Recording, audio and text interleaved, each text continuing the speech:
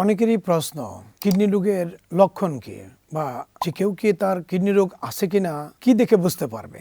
এই যে কিডনি বিকল হয়ে যায়, তো এই বিকল হওয়ার লক্ষণ অনেক বিলম্বে দেখা দেয়। সাধারণত 70 থেকে 90% পর্যন্ত কিডনি নষ্ট হওয়ার আগে তেমন কোনো কিডনি বিকলের লক্ষণ দেখাই দেয় না। তবে হ্যাঁ, যে কারণে কিডনি আক্রান্ত হয় সে কারণের লক্ষণগুলো কিন্তু অনেক সময়ই আগে থেকে বোঝা যেতে পারে। যেমন ধরেন, কারো যদি দেখা যায় যে মুখ ফুলে যাচ্ছে, সাথে শরীর ফুলে যাচ্ছে, প্রস্রাব কমে যাচ্ছে, প্রস্রাবের রং লালটে বা ঘোলাটে হচ্ছে, বা প্রস্রাবে প্রচুর ফেনা, তাহলে কিন্তু ধরে নিতে পারি এটা একটা গ্লোমেরুলোনেফ্রাইটিস, তার থেকে কিডনি রোগ হবে। আবার কারো যদি ঘন ঘন প্রস্রাব হয়, প্রস্রাব করার পর কিছু রয়ে গেল মনে হয়, তল পেটে ব্যথা হয়, প্রস্রাব করার সময় জ্বালা পোড়া হয়, তাহলে ধরে নিতে পারি যে এটা মূত্রতন্ত্রের প্রদাহ।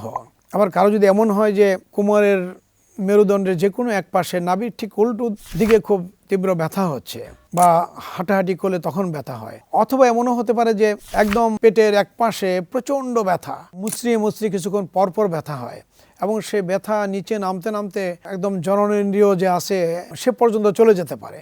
তো এরকম ব্যথা যদি হয়, তীব্র ব্যথা, সাথে অনেক সময় বমি থাকতে পারে, প্রস্রাবের রং লাল থাকতে পারে, তাহলে কিন্তু ধরে নিতে হবে যে কিডনিতে পাথর। আবার যদি এমন হয় যে একজন সুস্থ মানুষ ছিল, কিন্তু দেখা যায় আস্তে আস্তে ঘুম থেকে উঠলে চোখের পাতাগুলো ভারী হয়ে আসে, মুখমণ্ডল একটু ফুলে যাচ্ছে, চেহারা আস্তে আস্তে ফ্যাকাশে হয়ে যাচ্ছে, খেতে পারে না, খিদে নাই, ক্ষুধামন্দ, কখনো কখনো বমি বমি ভাব হয়, আস্তে আস্তে এই তীব্রতা বাড়তেই থাকে। অনেক সময় দেখা যায় যে রাতে রাতে উঠে প্রস্রাব করতে হয়, যেটাকে নকটিউরিয়া বলা হয়। আবার কারো কারো আছে যে দেখা যায় বিনা কারণে গা চুলকাচ্ছে। আরও যদি অ্যাডভান্স হয় তাহলে দেখা যায় যে আগে প্রেশার ছিল না, এখন ব্লাড প্রেশার বা উচ্চ রক্তচাপ দেখা দিচ্ছে, আর শরীরে পানি জমে যাচ্ছে, শরীর ফুলে যাচ্ছে, সাথে খাবার রুচি নেই, শ্বাসকষ্ট শুরু হয়ে যেতে পারে। এই ধরনের লক্ষণ যদি থাকে তাহলে অবশ্যই চিন্তা করতে হবে যে কিডনি আক্রান্ত, এবং কিডনি কিন্তু ফেল করে যাচ্ছে, অর্থাৎ তার দীর্ঘস্থায়ী কিডনি রোগ হয়ে আস্তে আস্তে কিডনি নষ্ট হয়ে যাচ্ছে। তো এই ধরনের লক্ষণ যদি থাকে তাহলে আমরা ধরে নিতে পারি যে এটা কিডনি রোগ, এবং তাৎক্ষণিক আমাদের যে কোনো কিডনি বিশেষজ্ঞর কাছে যেয়ে এটা পরীক্ষা নিরীক্ষা করিয়ে নেওয়া উচিত।